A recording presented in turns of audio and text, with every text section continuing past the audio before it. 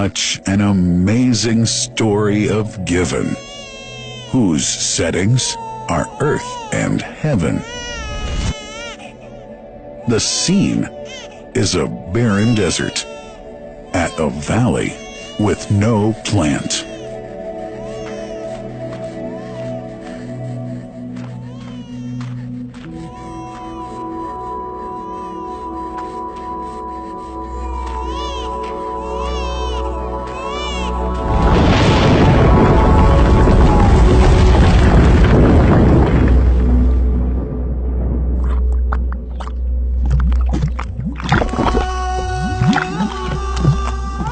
Here's Hajar using hands to bring together to restrain the gushing water.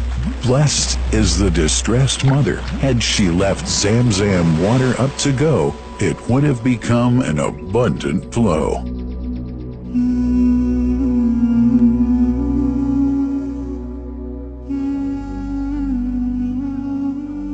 Gabriel stepped hither.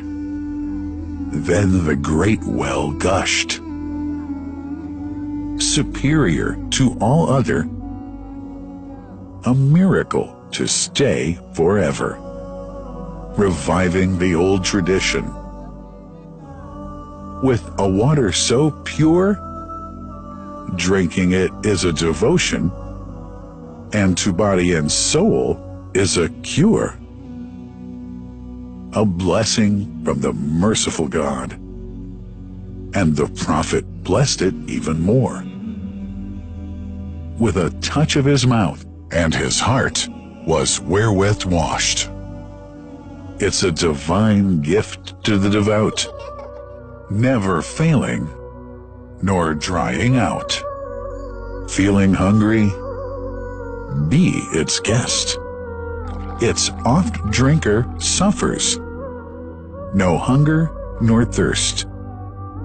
O ZamZam, what a wonderful well! A miracle, timeless and eternal. There are only 21 meters that separate the Kaaba from the well of ZamZam. The mouth of the well lies underneath the Mataf area, parallel to the black stone. It has two springs from which pure water issues forth, one from the Kaaba direction, and the other from Abu Qubay's Mount and the hell of Safas. That venerable well is ever clean, having no moss, insects, fungi, or other unusual water contaminators. By the grace of God, ZamZam's fresh water continues to outflow at 11 liters per second as minimum rate, and 18.5 liters per second as maximum. The amazing thing is that such a prolific well is only 31 meters deep, underneath the Kaaba diameter. The journey of the blessed water starts by pumping up water from the well, using two huge water pumps working alternately for 24 hours a day. Soon after, the pumped water is transmitted to the King Abdullah bin Abdulaziz project for ZamZam water in Kadai through special pipelines to maintain its unique characteristics. Crystal clear water is on the way. Come, O seekers, no delay. As for the Prophet's mosque, ZamZam water is transported to it in tankers with standard specifications. Their lids and valves are securely locked to preserve the water from any extraneous elements. No one can unlock them but the person in charge at the Prophet's mosque. Normally, 150,000 liters of water are transported per day, but this figure goes up to 400,000 liters per day during religious seasons. The processes of water drawing and pumping and the controlling of pipelines and tankers through optical fiber technology are all carried out using the high-tech SCADA system.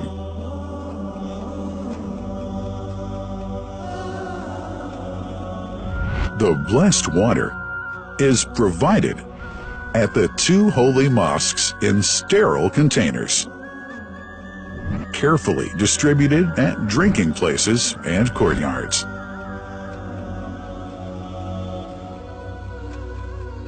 The containers are prepared at various filling points inside the Grand Mosque and the Prophet's Mosque, and then moved on electric carriers inside and around the two mosques. For their convenience, visitors can drink water cool or otherwise, and for hygienic reasons, disposable plastic cups are provided. About 2 million cups are used on a daily basis.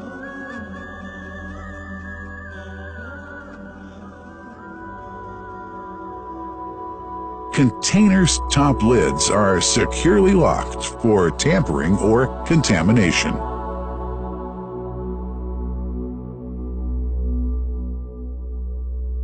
Predefined steps of periodic washing and sterilization of containers are carried out at special stations.